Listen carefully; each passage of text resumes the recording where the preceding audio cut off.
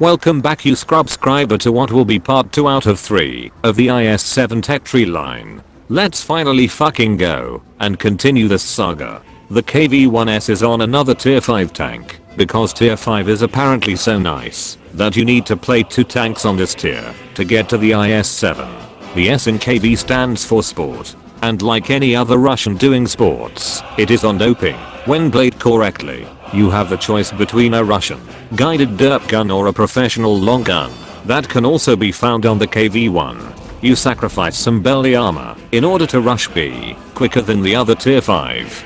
Just like any other Russian, your depression is close to non-existent, since depression is punishable by gulag and therefore not tolerable in the communistic doctrine. For the shits and giggles, I recommend the howitzer gun for close range support. Due to your commander having drunk anti-freezing liquids instead of proper vodka, your view range is terrible and therefore long range combat makes no sense. For ammunition, you load up 90% proletarian HE rounds and 5 capitalistic heat rounds in case the situation calls for it. On the equipment front, you want a rammer, vents and a gun lane drive to enable the premium feature of Stalin guided HE shells. In top tier battles you can absolutely dominate and easily hold your own. But in higher tier battles you need your comrades, so you need to stay back and peek-a-boom support tracks and weak spots. This is how you play the KV-1S. Let's continue to tier 6, where we encounter the KV-85. The KV-85 is the next iteration of heavy tanks on tier 6, on its quest to become the greatest tank of all time. However, it is not named after Stalin, and therefore far from perfect. The KV-85 shares the same GTI and AMG genes as the KV-1 sports at the cost of armor. The KV-85 offers you the choice of 2 guns, but it is called KV-85 for a reason. Stick with the 85mm if you want to be a Unicum. The 122 is too slow to reload and too derpy to handle correctly. 122mm are only allowed on tanks that start with IS. As you can see, the depression is once again so terrible that you thought you were driving a Chinese tank. But your mobility and reasonable penetration for tier 6 allow for flanking maneuvers and holding the fort once only your gun mantlet is showing. Hide your lower hull better than Princess Anastasia trying to hide from the Bolsheviks.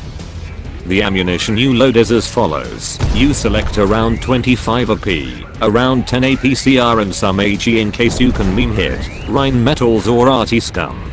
Should you be so unlucky to find yourself in tier 8 battles and fucking noobs in their KV-85 using the 122mm, stay away from the front line, since you will bleed more than Russian free media journalists. Let you higher tier IS friends take the beating and support from a bit of a distance or flanks. Only then you can punish those that set Stalingrad on fire.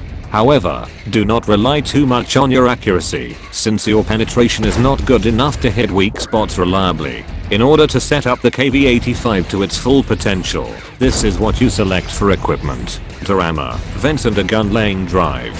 For the communistic efficiency of just demounting this equipment from your KV-1S and reusing it all over again. Now let's continue to where it gets interesting. Joseph Stalin has entered the game. Let's go. I found some recorded evidence from the development of the IS. Let's go back to 1943. Hey Stalin, will you allow me to create the next strong tank in this tank line? It will be called the KV-122. Bitch please, do you really think that is cool? Go create your own tank line. These higher tiers must be named after me. You can make your KV-122 a decadent capitalistic tier 7 premium tank and shove it up your bloody. The tier 7 Russian heavy IS is the first step in truly becoming the ultimate tank in this game. This tank will conclude part 2 of the IS-7 tech tree review.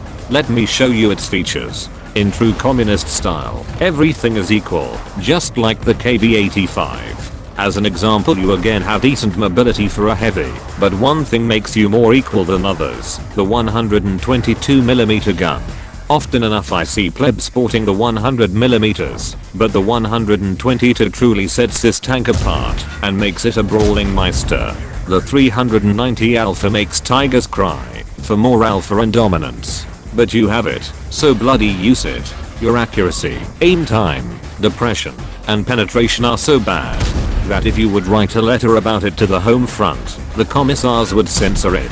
Therefore do not stay back and get your behind to the battlefield as if you are racing for Berlin.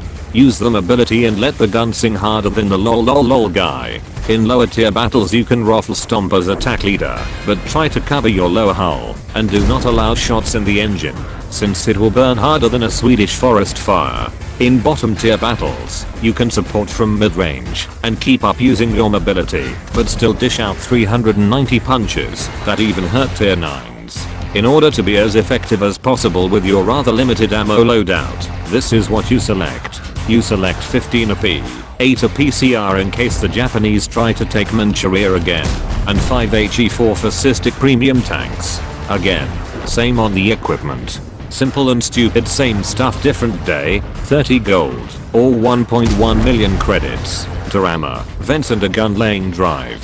For the sake of communistic efficiency, I even use the same audio file 3 times, just to say, rammer, vents, and gun laying drive. Deal with that. In terms of skills for these 3 tanks, you want at least the following. Sixth sense to see dead people, repairs, and brothers in arms. After that, focus on fire containment or gun improvement skills. For the loader you want safe stowage to at least safeguard that you do not have to reload with the same speed as a mid-tier arty. Now you know how to play tier 5 until 7. Go out there and show who is capable of driving the noob friendliest line in this entire game. It feels good to be back, you ultimate members of the Tomahawk movement. Thank you so much for watching, and stay tuned for part 3. Watch part 1 on the left in case you missed it, or some other dog crap on the right. And oh yeah, do not forget to subscribe, so I can litter your feed. Thank you and sod off.